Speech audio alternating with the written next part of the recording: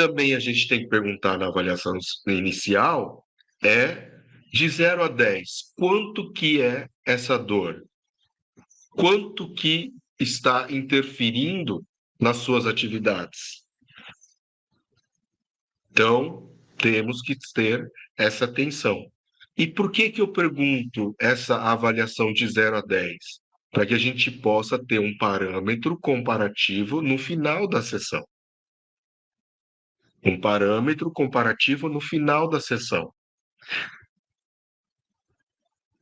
Por quê? Porque é só assim que ele vai perceber se o seu trabalho melhorou ou não a dor dele, a queixa dele. Então, isso tudo é importante.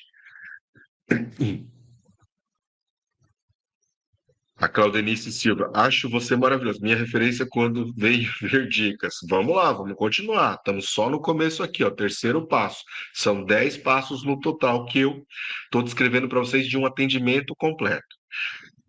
Além dessa questão inicial e final, em relação à dor, em uma nota de 0 a 10, em que 0 é sem dor nenhuma e 10 é aquela dor absurda que eu tenho que ir para o hospital, tá? Você vai estar perguntando para ele. A gente tem que ter uma ideia de que essas notas, elas são subjetivas, certo? Então a gente vai categorizar isso.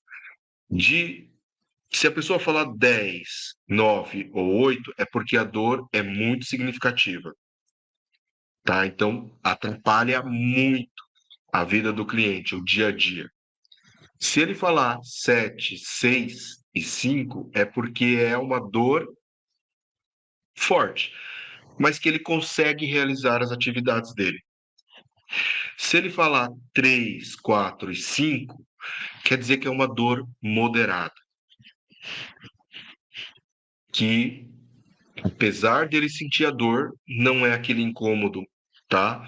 Muito forte, atrapalha, mas ele consegue realizar muito mais atividades. Ele consegue trabalhar, ele consegue fazer tudo aquilo que ele precisa fazer no dia a dia. E leve vai ser de 1, 2 e 3. É uma dor leve, tá? É aquela dor que ele sente, tá? Mas que não incomoda o tempo todo. Que não incomoda o tempo todo.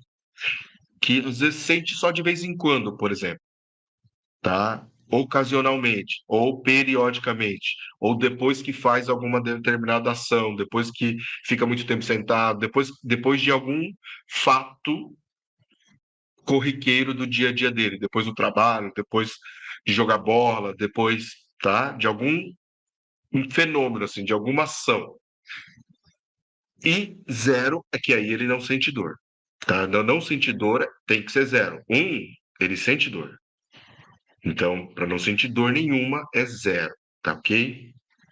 Então, a gente tem que ter noção disso. Não adianta nada só perguntar de 0 a 10, tá? Do nada assim e achar que isso é suficiente. Então, a gente vai ter que trabalhar esse conceito, tá? E procurar entender isso daí.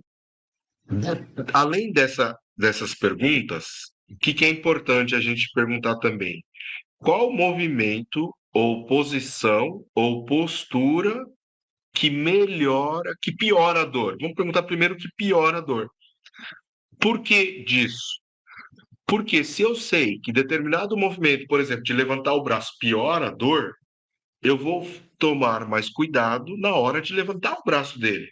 Porque eu sei que ali está doendo. Se eu sei que eles têm dor para baixar ou para esticar, eu não vou posicionar ele dessa maneira. Eu já vou posicionar ele de uma maneira mais confortável. Isso faz parte de conhecimento da avaliação, porque às vezes as pessoas ficam tão bitoladas na avaliação, na anamnese, querem lá o papel, tudo, mas não conseguem aplicar os conceitos que você pergunta na prática. E isso que é o mais importante. Por que eu pergunto isso? Entende? Qual que é o movimento que melhora? Nessa posição ele fica bem. Bacana. Então é assim que eu tenho que pensar. É isso que eu tenho que trazer para ele. Do que piora para melhorar. Quais são os músculos envolvidos naquele movimento que piora a dor dele? Quais são os músculos envolvidos no movimento que melhora? O que que eu tenho que fazer para conseguir isso daí? Vou começar ele nessa posição para tentar chegar lá. Então, esse pensamento, esse raciocínio clínico é muito importante. E depois, eu vou usar também o movimento que piora para reavaliar lá no final da sessão. Então, se ele não conseguia levar o braço até aqui, a gente tem que marcar isso de alguma forma. Que depois no final, ó, levantou até lá em cima. Bacana, a massagem deu resultado. É isso que você quer. É essa transformação. E o cliente tem que perceber isso. Se ele não perceber, de nada adianta. Ele não vai falar que foi você que melhorou a dor dele. E isso está dentro dessa avaliação. Tem a inicial e tem a final, lógico, mas a gente começa ali, tá?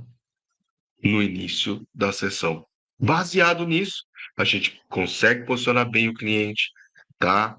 E aí você vai entender se você precisa, se ele está numa situação mais aguda, se é crônico, se é recente, se é antigo, se é do dia a dia, se é postural, se teve um acidente, se teve um trauma.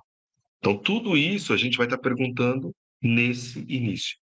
E é importante, né, ter essas perguntas básicas que eu falei para vocês, para a gente conseguir direcionar o nosso atendimento.